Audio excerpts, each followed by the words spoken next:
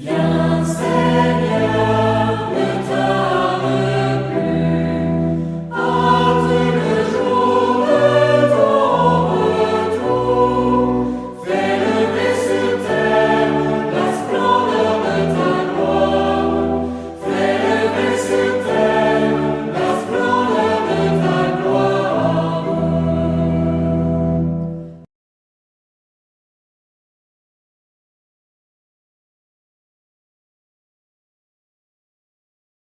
Quel est le plus grand bien pour nos enfants? Bien-aimés, amis du Christ Jésus, rendons grâce à Dieu notre Père pour toutes les bénédictions dont il nous comble au quotidien. Alors que nous célébrons la présentation de Jésus au temple, en ce lundi de la 3e semaine du temps ordinaire, année liturgique A, le texte de la première lecture nous donne de poser une question importante pour notre vie de foi. Quel héritage laisserons-nous à nos enfants? Dans ce texte, Saint Paul contemple la foi de Timothée, mais en se souvenant que cette foi était d'abord celle de sa grand-mère Loïs, puis celle de sa mère Eunice. Il est clair que Timothée a hérité de la foi de ses ancêtres. Il est vrai que c'est Dieu seul qui change le cœur de l'homme, tout comme c'est lui qui sème en l'homme la graine de la foi, mais il a donné aux parents la responsabilité d'éduquer les enfants. Cette éducation s'étend sur tous les plans. Il est question d'inculquer les valeurs sociales à l'enfant, mais aussi les valeurs spirituelles. L'éducation de l'enfant ne consiste donc pas seulement à l'envoyer à l'école. Il est important et même impératif de tenir la main de nos enfants pour leur montrer le chemin de Dieu. Loïs avait montré le chemin de Dieu à sa fille Eunice, qu'il a ensuite montré à son fils Timothée. Et il ne s'en est jamais détourné, au point que la foi dans leur famille est devenue un exemple à suivre. Bien-aimés, le Seigneur nous appelle aujourd'hui à affermir notre foi en lui, afin de pouvoir l'enseigner à nos enfants, pour qu'ils puissent aussi à leur tour la transmettre à leur progéniture. Nous donnons beaucoup de choses à nos enfants, ça c'est une certitude. Mais en ce jour, le Seigneur nous demande de ne pas oublier la plus importante, qui est le Christ. Donnons le Christ à nos enfants. Laissons le Christ à nos enfants comme héritage, et nous serons sûrs de leur avoir tout donné, de leur avoir tout laissé. Suivons donc l'exemple de Marie et Joseph. En présentant Jésus au temple au temps fixé par Dieu, ils obéissent non seulement à la loi de Moïse, mais transmettaient par la même occasion cette loi à leur fils. En même temps que Joseph apprenait le métier de charpentier à Jésus, il lui montrait également le chemin de Dieu. Bien-aimés, que nos enfants soient le reflet de notre foi dans la société, parce que nous leur aurons appris à aimer comme le Christ Jésus. Prions. Dieu notre Père, nous te bénissons et nous te rendons grâce pour les enfants que tu nous as donnés et pour ceux que tu nous donneras encore. Ce sont les plus beaux cadeaux que tu nous donnes. Mais tu le sais, parfois, nous sommes si négligents en ce qui concerne leur éducation, et plus encore en ce qui concerne leur éducation spirituelle. S'il te plaît, pardonne-nous nos négligences. Donne-nous de prendre conscience de notre responsabilité de parents et comble-nous de ton Esprit Saint pour qu'il nous accompagne chaque jour dans l'éducation sociale et spirituelle de nos enfants. Que nous apprenions à nos enfants à connaître et à suivre le Christ tout au long de leur vie pour ta plus grande gloire. Par Jésus le Christ notre Seigneur. Amen. Loué soit Jésus-Christ à jamais. Dans la méditation de ce matin, on parle de la présentation de Jésus au temple. Et l'Église fait mémoire de Saint Timothée et de Saint Tite. Dans la lecture de ce matin, comme l'a dit la méditation, on parle d'un héritage qui est transmis. L'héritage qui est le plus important et le plus précieux que tous les biens et toutes les richesses matérielles que nous avons. Le Christ, l'amour de Dieu.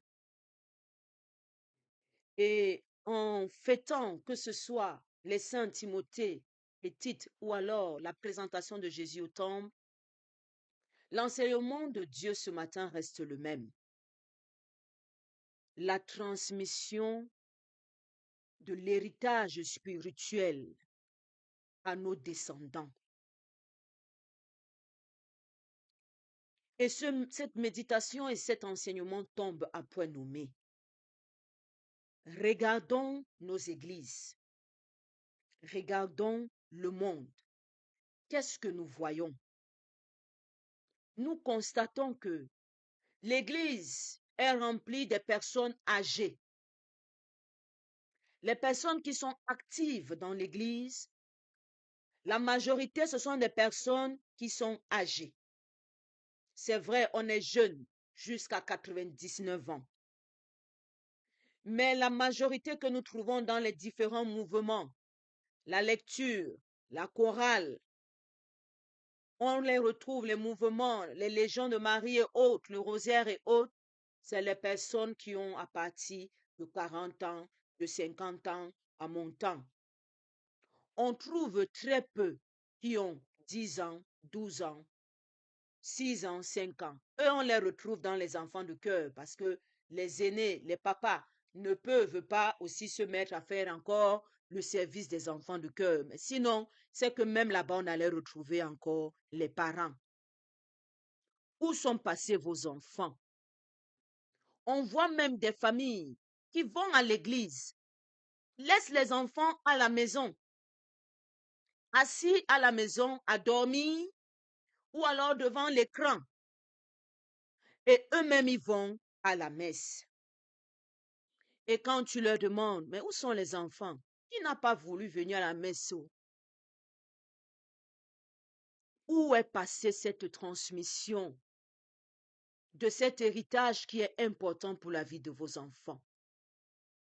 Vous passez votre temps à travailler durement pour gagner de l'argent, pour offrir à vos enfants le meilleur, les meilleures écoles, les meilleurs vêtements, la nourriture en abondance, la plus belle maison, pour avoir la possibilité d'accompagner vos enfants avec une voiture à l'école, pour leur donner le meilleur téléphone, la meilleure tablette, la meilleure paire de chaussures.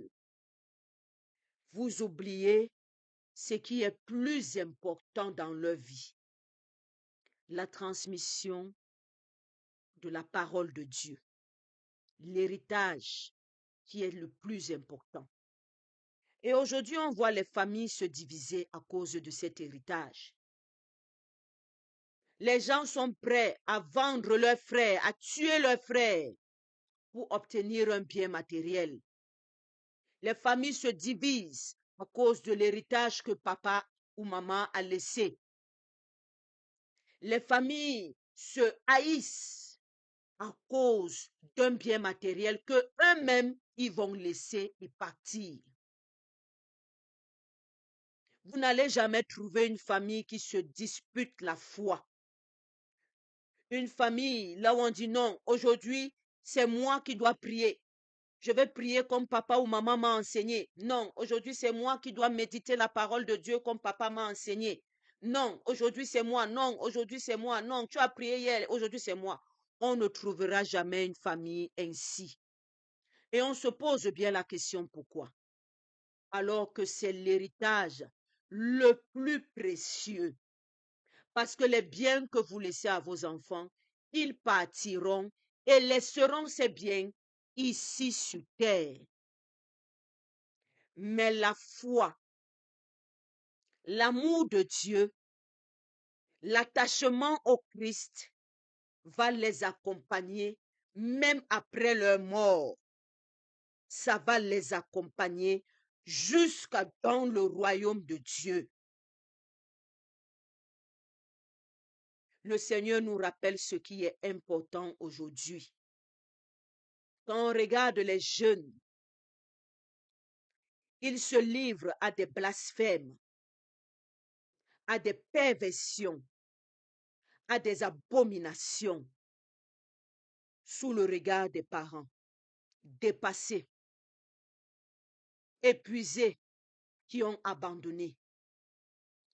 Tout simplement parce que vous n'avez pas pensé à transmettre ce qui est important. La foi, le Christ. Aujourd'hui, on voit des parents qui sont étonnés du comportement de leurs enfants. Est-ce que vous les avez transmis l'amour de Dieu et la crainte de Dieu? L'Évangile nous parle de tous les péchés qui sont pardonnés, même certains blasphèmes, mais d'un seul qui n'est pas pardonné, le blasphème contre l'Esprit Saint. Est-ce que nous prenons la peine de transmettre cet héritage à nos enfants? Parce que nous sommes responsables non seulement de la vie, mais aussi de la mort de vos enfants. De l'état dans lequel vos enfants vont mourir, vous en êtes responsable. Même si vos enfants meurent après vous, même s'ils meurent à 90 ans et que vous n'êtes plus là pour les voir mourir, vous êtes tout de même responsable de l'état dans lequel vos enfants vont mourir, si vous ne leur avez pas transmis ce qu'il faut. Si vous les avez transmis la foi et que en chemin, ils se sont égarés, ne vous inquiétez pas. Cette foi va les rattraper, va les remettre sur le droit chemin. Prenez déjà la peine d'intégrer dans votre éducation, l'éducation que vous transmettez à vos enfants, l'éducation spirituelle. Mettez-le en tête. Une mère qui apprend son enfant à préparer, qui apprend son enfant à tenir un foyer. Là-dedans, additionne le spirituel. Donne-lui des exemples bibliques. Donne-lui de méditer la parole de Dieu en faisant cela. Ça va l'aider dans son foyer. Reprenons donc les bonnes habitudes. Le Christ, Dieu nous le rappelle aujourd'hui. Il nous demande d'intégrer l'éducation spirituelle dans l'éducation de nos enfants. Intégrons l'éducation spirituelle. Et ça commence dès le bas âge.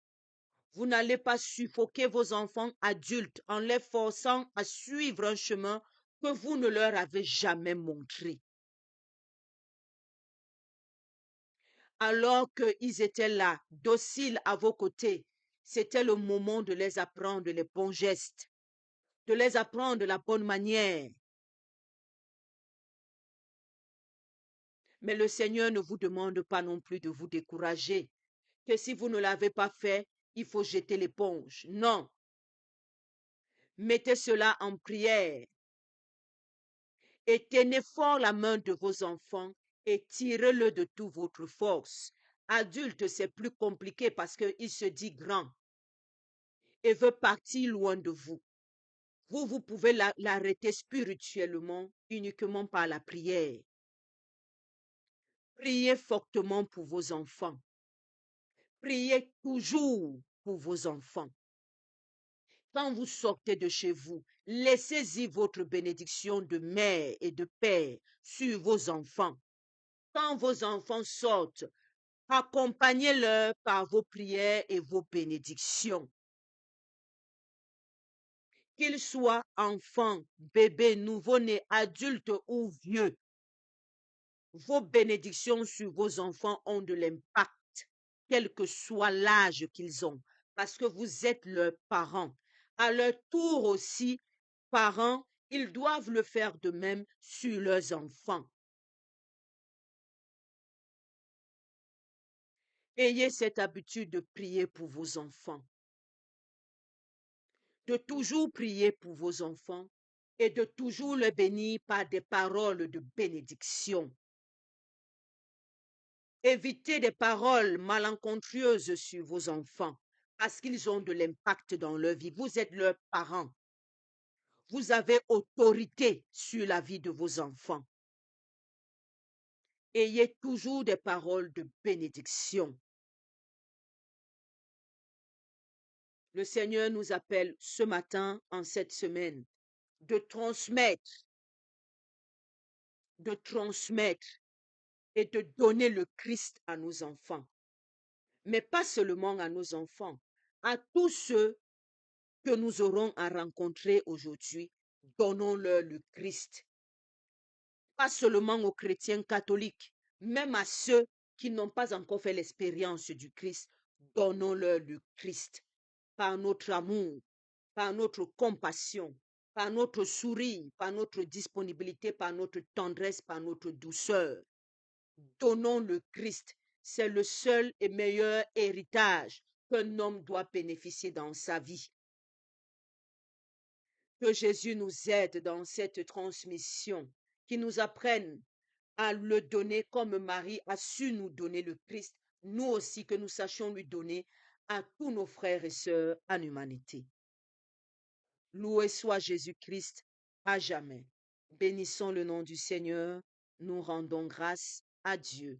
Amen.